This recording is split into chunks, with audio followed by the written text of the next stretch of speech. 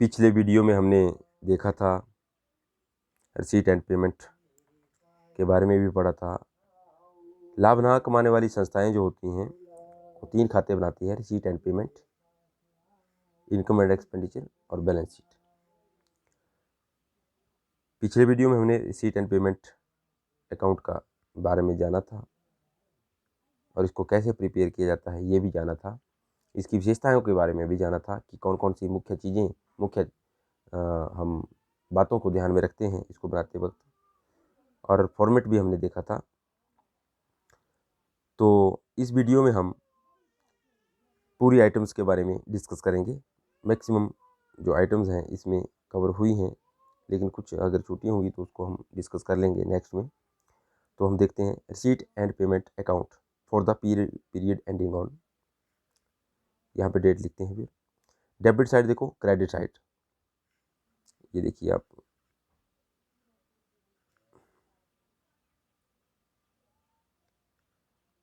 Debit side में देखो ये रिसीट साइड है और ये पेमेंट है क्रेडिट साइड में।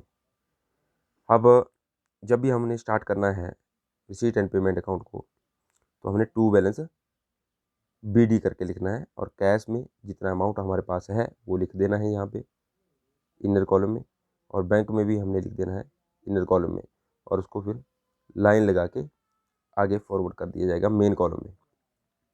अब सब्सक्रिप्शन की बात करें, सब्सक्रिप्शन में देखें कि फॉर द प्रीवियस ईयर, मैंने पहले भी बताया था कि कोई भी ऐसी प्राप्ति, चाहे वो प्रीवियस ईयर से संबंधित हो, चाहे वो करंट ईयर से संबंधित हो या नेक्स्ट ईयर से संबंधित हो। तो देखो प्राप्तियाँ वाला कॉलम है, इसमें हम प्राप्तियाँ लेंगे। तो ये सब्सक्रिप्शन हमें प्राप्त हुई है तीनों की तीनों सालों की, तो हम उसको जोड़ देंगे। एंट्रेंस फीस देख लो, एंट्रेंस फीस में आप देखेंगे, ये देखो इधर, एंट्रेंस फीस आपने किसी मेंबर की ली तो उसका जो पैसा आया तो उसको आपने यहाँ लिखा। डोनेशन फॉर बिल्डिंग, किसी ने डोनेशन दी, अब देखो ये कैपिटलाइज्ड है, बिल्डिंग के लिए डोनेशन दी है किसी ने, हालांकि हमें वो बिल्डिंग के लिए ही खर्च करनी पड़ेगी, लेकिन दी है बिल्डिंग के लिए डोनेशन, तो उसको हम कैपिटलाइज्ड बोलेंगे। कैपिटल रेवेन्यू हुआ है, सॉरी कैपिटल जो रिसीट है वो हुई, ये कैपिटल रिसीट है हमारी। और जनरल डोनेशन, ठीक है, जनरल डोनेशन मतलब वो रेवेन्यू के लिए हो गया कि आपको जनरल प्राप्ति हुई और उसको आप किसी भी साधन के लिए यूज़ कर सकते हैं। लाइफ मेंबरशिप फीस, ये कैपिटलाइज्ड है क्योंकि एक ही वन टाइम जो चीज़ें चलती हैं या जो एसेट के ऊपर हम पैसा खर्च करते हैं या प्राप्तियाँ होती हैं वही हमारी कैपिटलाइज्ड होती हैं। तो लाइफ टाइम जो मेंबरशिप फीस है उसको हम लिखेंगे। लीगेसी है, ये हमारी कैपिटल है। ग्रांट फ्रॉम गवर्नमेंट, ये जो ग्रांट देते हैं ये हमारे गवर्नमेंट से जो प्राप्त होती है। Contribution for annual dinner to rent, ये रेंट रिसीव्ड है, रेंट रिसीव्ड है। एक रेंट इधर भी होगा क्रेडिट साइड में भी, तो आपने इसको देखना है, एक पेमेंट साइड वाला है, एक प्राप्ति वाला है, ये हमने प्राप्त किया। To receipt on annual sports, प्राप्ति हुई हमने स्पोर्ट्स वाले उसमें। To sale of old sports material, अब ये हमने क्या किया कि हमें प्राप्ति हुई, तो हमने जैसे मान लो ये हमारा स्पोर्ट्स मटेरियल था, कोई ऐसी संस्था जो स्पोर्ट्स वाला काम करती है, ठीक है, उसमें जो स्पोर्ट्स मटेरियल था उसको बेचा पुराना, तो वो हमारा कैपिटलाइज था हालांकि, तो उसको हमने बेचा, तो उससे जो हमें जनरेशन हुई, आय जो प्राप्त हुई, प्राप्तियाँ जो आई वो कैपिटलाइज्ड मैनर में आई। सेल ऑफ ओल्ड मैगजीन, ये तो रेवेन्यू है। So to sundry receipts and to balance CD में तब पड़ेगा अगर हमारी यहाँ पे ओवरड्राफ्ट तब होगा जब पेमेंट साइड ज़्यादा होगी और रिसीट साइड कम होगी, तब यहाँ पे बैलेंसिंग फिगर पड़ेगा बैंक ओवरड्राफ्ट में। लेकिन मैक्सिमम हमारा रिसीट साइड ज़्यादा होती है, पेमेंट साइड कम होती है, तो हम यहाँ पे बैलेंस CD डालते हैं। ये CD होगा, यहाँ पे DD नहीं होगा, तो बुक्स में भी गड़बड़ कर देते हैं कई बार। तो कैश में लिखा, जो कैश में कितना बैलेंस था और बैंक में कितना बैलेंस आएगा जब हम फिगर डालेंगे यहाँ पे। यहाँ से चलते हैं शुरू से, बाई बैलेंस BD, ऐसे ही अगर हमारा कोई बैंक ओवरड्राफ्ट है तो हम यहाँ पे लेंगे, यहाँ से ओपनिंग करेंगे बाई बैलेंस BD करके।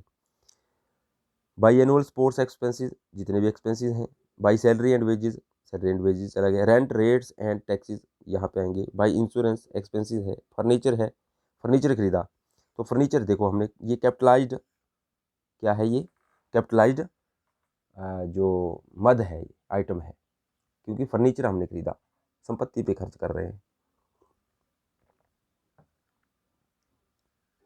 तो स्पोर्ट्स इक्विपमेंट ये भी हमारे कैपिटलाइज्ड हैं।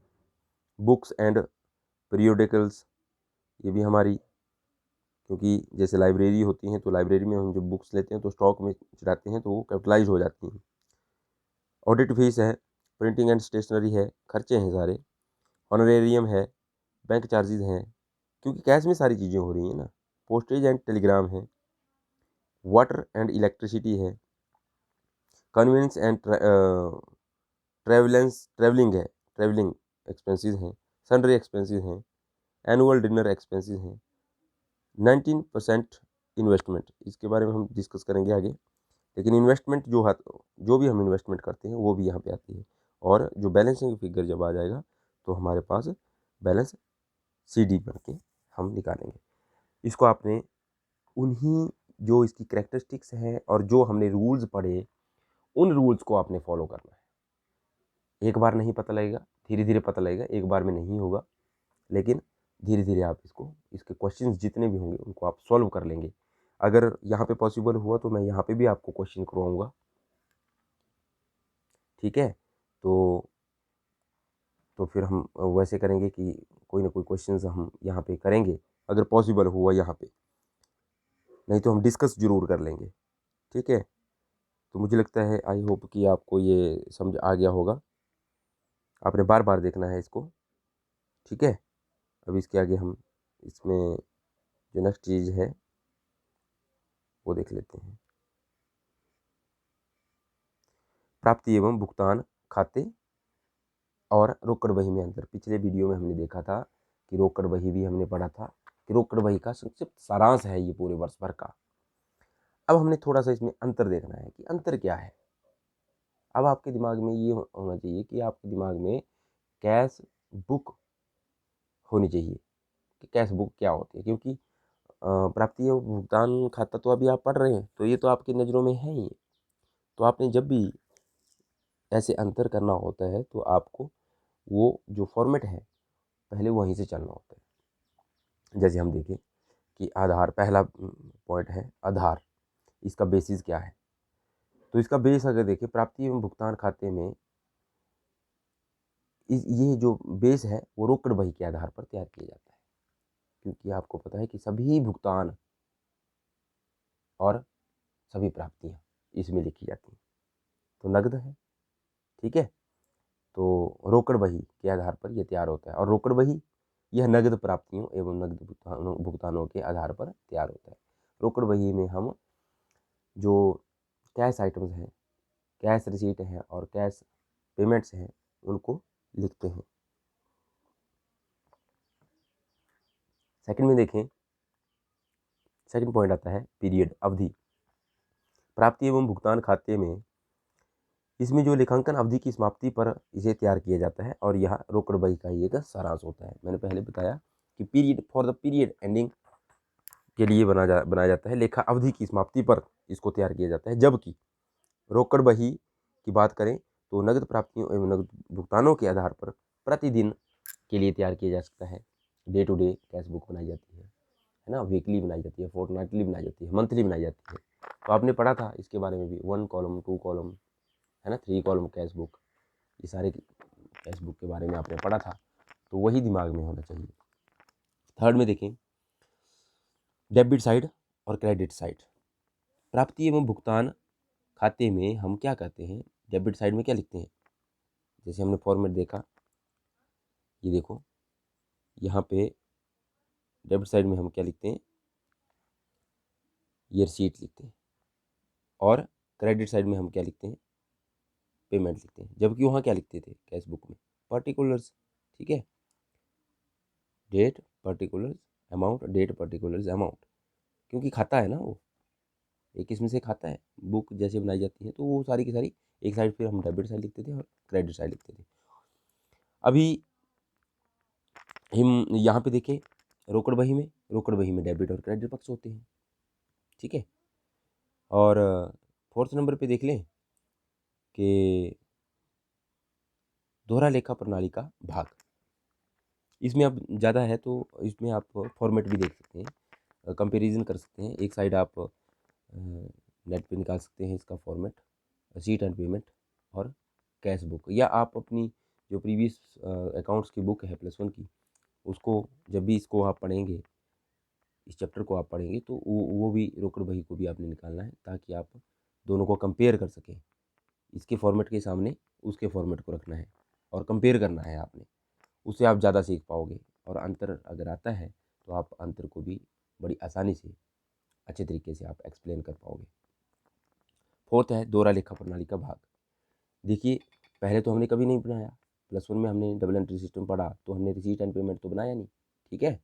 रिसीट एंड पेमेंट अकाउंट तो नहीं बनाया, तो इसका मतलब सीधा सीधा है कि रिसीट एंड पेमेंट दोहरा लेखा प्रणाली का भाग नहीं होता है। जबकि कैश बुक आपने बनाई है, ठीक है, तो यह दोहरा लेखा प्रणाली का भाग होता है। अब फिफ्थ आ गया खाता पृष्ठ संख्या, लेजर फोलियो कॉलम। अब इसमें तो आपने देखा कि पीछे आप वीडियो देखें कि इसमें क्या लेजर फोलियो है, नहीं। देखिए इसमें क्या है, इसमें देखो रिसीट है और अमाउंट है, पेमेंट है और अमाउंट है। इसमें कोई यहाँ पे लेजर फोलियो वाली लाइन नहीं बनी है, ठीक है। तो आपको ध्यान में रखना है, रिसीट एंड पेमेंट में खाता पृष्ठ संख्या के खाने नहीं होते हैं, जबकि कैश बुक में या जितने भी अकाउंट हम बनाते हैं, जितने भी अकाउंट जब हम लेजर पोस्टिंग करते हैं, तो वो लेजर पोस्टिंग में आपको पता है कि वहाँ पे LF लिखा जाता है, लेजर पोस्ट यहाँ पे पृष्ठ संख्या लिखी जाती है, ठीक है। तो सिक्स पॉइंट पे आ गए कि बनाया जाना, प्रिपरेशन कैसे की जाती है इसकी। प्रिपरेशन जो है वो प्राप्ति एवं भुगतान खाते की जो है वो कौन बनाता है, लाभ ना कमाने वाली संस्थाएं ही इन खातों को बनाती हैं। क्योंकि हमने जो +1 वाली बुक है अकाउंट्स वाली, उसमें हमने क्या पढ़ा था, उसमें हमने प्रॉफिट ऑर्गेनाइजेशंस के जो खाते हैं उनके बारे में पढ़ा था कि कोई भी व्यवसाय है वह अपने खाते कैसे तैयार करता है और क्या क्या खाते तैयार करता है। फाइनल अकाउंट्स आपने पढ़े थे, तो सारे के सारे बिजनेस जो ऑर्गेनाइजेशंस हैं, या यूँ कहें कि प्रॉफिट ऑर्गेनाइजेशंस हैं, जिनका मुख्य उद्देश्य लाभ कमाना होता है, वो उन खातों को बनाते हैं। यहाँ पे जो रोकड़ बही है, यह सभी संस्थाओं द्वारा बनाई जाती है। रोकड़ बही तो देखो, चाहे वो प्रॉफिट ऑर्गेनाइजेशन है चाहे नॉन प्रॉफिट ऑर्गेनाइजेशन है, वो रोकड़ बही तो सभी मेंटेन करते हैं, क्योंकि उनको उससे क्या पता लगता है कि उनके पास कितना कैश था, कितना खर्च हुआ और कितना उनके पास अभी बच गया। तो ये तो हर कोई या हर संस्था इस बही को बनाती है। तो ये हमारा चैप्टर था।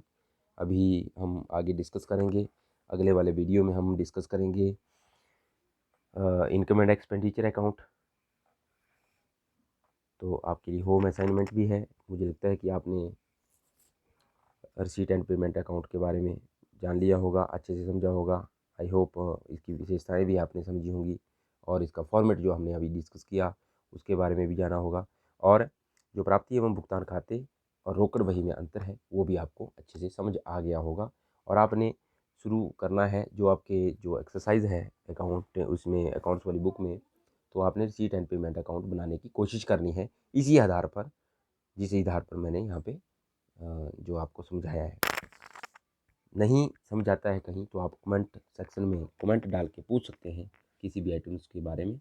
मैं ट्राई करूँगा कि मैं आपको यहाँ पे भी कोई क्वेश्चंस, इलस्ट्रेशंस या क्वेश्चंस यहाँ पे करवाऊँ, ताकि आपको और ज़्यादा अच्छे तरीके से समझा जाए। Thank you very much.